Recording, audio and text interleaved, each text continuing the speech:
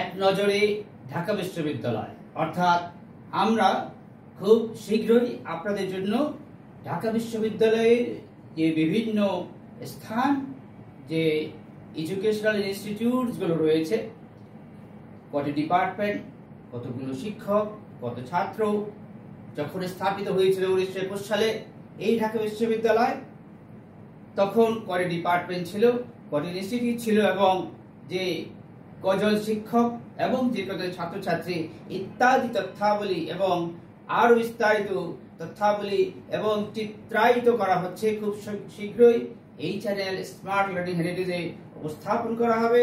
দর্শকবৃন্দ, আপনাদের জন্য, কেবলই মাত্র আপনাদের জন্য এটি অত্যন্ত শিক্ষণীয় একটি ভিডিও হতে চলেছে, যে এই ভিডিওর মাধ্যমে অনেক তথ্য উপাত্ত আপনারা পাবেন।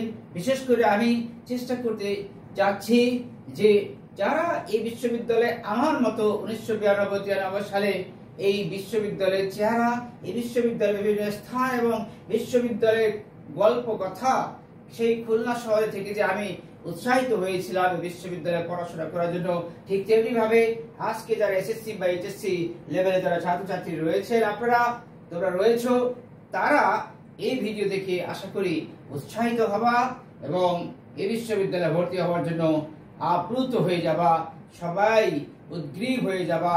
আর সেজন্য তো নিজেকে যোগ্য করে তুলতে হবে অবশ্যই। আর সেই লক্ষ্যে আমরা এই চ্যানেলে কাজ করছি তোমাদের জন্যও।